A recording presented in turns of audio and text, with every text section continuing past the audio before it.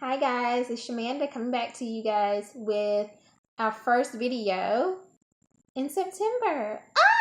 It's our debt-free journey. I'm so excited, A little nervous, but definitely excited. Alright, so today's video is the 5 things we can live without. Now, some of you guys may agree with me, you may have more to add, totally disagree. It doesn't matter. But these are my 5 things, and here they are. Number 1, cable. We do not have to have cable. I know it seems like, you want to keep up with everything. You have to be in the know, whatever. But with social media, you really don't even need cable anymore. And it's so expensive. I have not had cable in about 10 years, to be honest with you. Obviously, I can watch it on, families at their house, whatever. But honestly, I think that's probably one of the reasons why I've been able to accomplish as much as I have in such a short period of time. I just didn't watch TV a lot. I use that time to read. Yeah. Gym. Okay, now I am such an advocate for working out and exercise. I think it's so important, and definitely as a therapist, I recommend it as a coping strategy for my clients.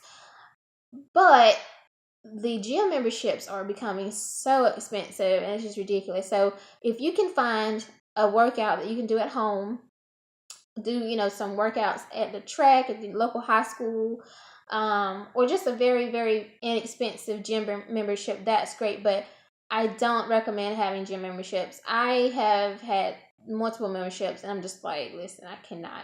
I'm looking for the cheapest one I can find right now. I think I figured out which one I might do, but overall, I am so anti gym membership cost. Not the gym in itself, but the cost of them.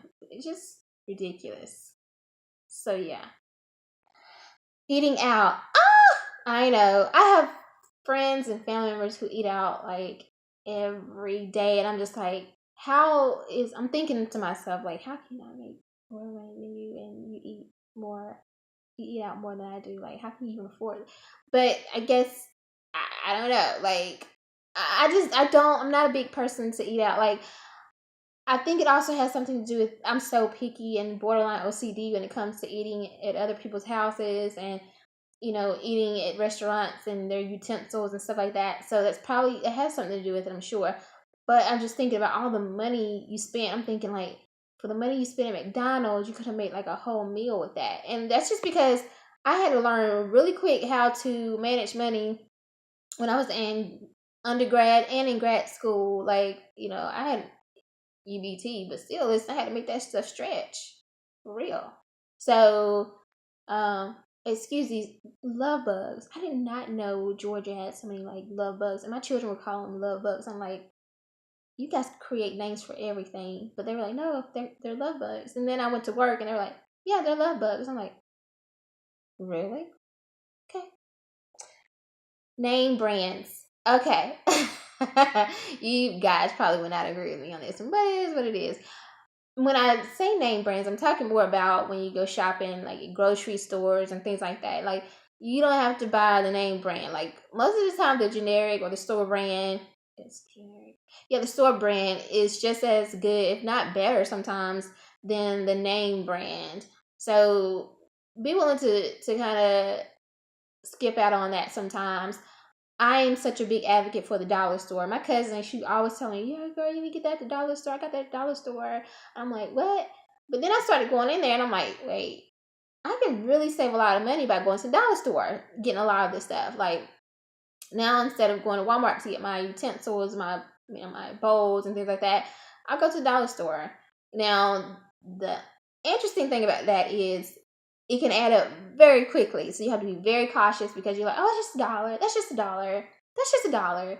Before you know it, you're at the register with a $50 expense. So be careful. Be very careful. And last but not least, going out or extravagant vacations. Now, we all think that we have to have a vacation once or twice or 3 times a year, and everybody's planning to go to Dubai and all that stuff, which is all good and dandy, which is great. I mean, I'm going to do it too. But when you're on this debt-free journey, it's very important to focus on crossing over. being debt free and having all this extra money that you can invest in things of that sort. And then you'll be free to do these extravagant trips and things like that. Because listen, I would so much rather be able to go to Dubai and know that I don't have any debt. I have thousands and thousands and hundreds of $1,000s in the bank, and you don't have to come back and be like, God, man, I just spent my rent. I just spent my car payment money. Oh, man, I got to work some extra shifts. But that trip was really fun, though. I mean, it was really fun. But you really can't enjoy it because, in the back of your mind, you're thinking about all that money you got to try to recoup. So try to skip out on that for right now. All right, I hope that helps you guys. Those are my 5 things that I can do without. I'll put it that way. What are your 5 things that you can do without? I'm so excited to have you guys along with me on this journey.